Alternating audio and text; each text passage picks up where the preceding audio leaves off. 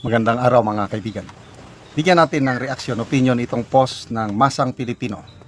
Title, Tariela. Si Rear Admiral Tariela ito ha. Titigil sa serbisyo kung si VP Sara ang magiging Commander-in-Chief. Oh, inaamin niya na malapit nang magpresidente ang ating VP Sara. Posibleng tuluyang magretiro sa serbisyo si Rear Admiral J. Tariela sakaling maging Pangulo si VP Sara Duterte sa 2028 elections.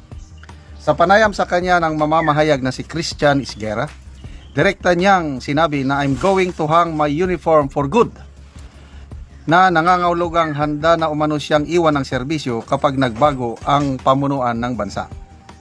Bagamat wala pa siyang ibinigay na karagdagang detalye, iniuugnay ang kanyang payag sa kanyang matibay na paninindigan sa issue ng West Philippine Sea, kung saan ilang beses na rin siyang naging vocal sa usapin ng pambansang soberanya.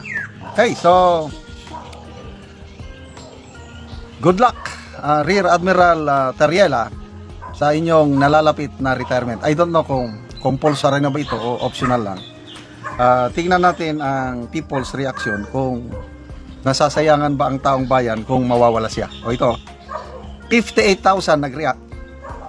47,000 ang tumatawa, 9,800 ang nag-like. So, percentage? Around 85%. Baliwala. Go on. Bring it on. Retire ka. Kung retire ka, wala kaming pakialam. Yan ang sinasabi nitong 85%. 15% lang ang nasasayangan sa kanya na mag-retire sa serbisyo. Okay. So, West Philippine Sea. Yes, huwag nating i-give up ang ating territorial rights. Hindi naman soberanya yan eh. Kasi hindi naman siya talagang parang territorial ano natin yan. Hindi natin i-give up. But huwag na yung aabot sa punto na gawin mong katatawanan ang leader ng isang malaking bansa with 1.4 billion people. Gawin mong katatawanan ang leader nila. To me, that's a no. Sabi niya, ano yun? Freedom of speech.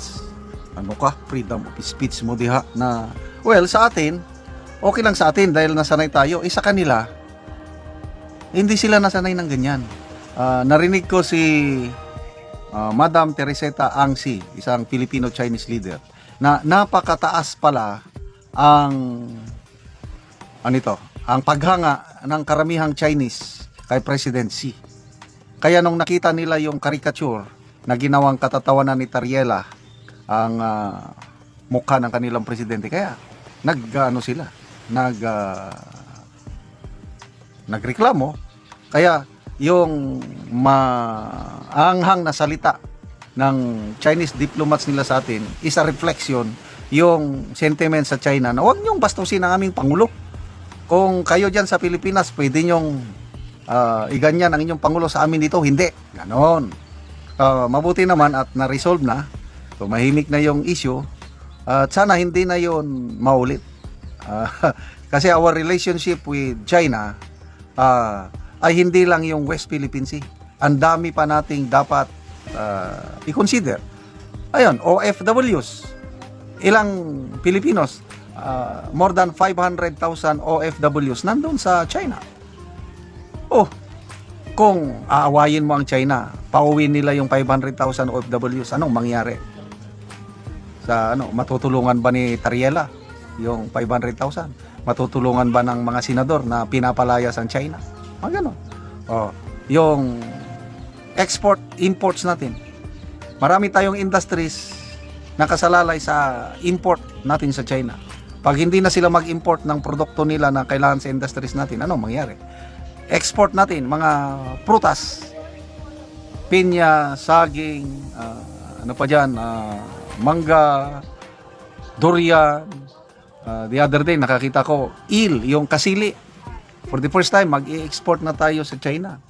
Yun po, ang dami nating dapat i-develop with China. At hindi yung i-highlight yung alitan sa West Philippine Sea. Our neighboring Southeast Asian nations, meron din silang sigalot sa China. sa mga teritoryo sa mga isla. Example, Vietnam. Noong una, nag-aaway yan eh. May mga namatayan na ang Vietnamese. But later on, na-resolve yung issue. Ngayon, maganda na ang relasyon ng China at Vietnam. Ang dami ng tulong ng China sa Vietnamese economy. Dahil parang naisantabi lang nila yung mga isla na yun. Hindi pa na-resolve sinong may-ari. Kaya lang, nakakapagtaka, ang Chinese government, pinapayagan niya ng Vietnam to develop those islets na inaangkin ng ano. So, ganun yun. Diplomacy lang. Kaya to me, pinaka-the best approach, yung kay Tatay Digong natin. Itong approach nito ngayong administration na Palaway. We must prepare for war in case China invades Taiwan. Ano nang pahayag ng administrasyon? Anong pakialam natin sa Taiwan na it's a province of China? Karapatan ng Chinese government to reclaim it. Ang ating concern lang yung OFWs. Pag nagkagera, ang solusyon, i-repatriate mo. Hindi yung makipag-away ka. Ang sinasabi ng Pangulo na, we have no other choice but to get involved in the war. Ay, nako.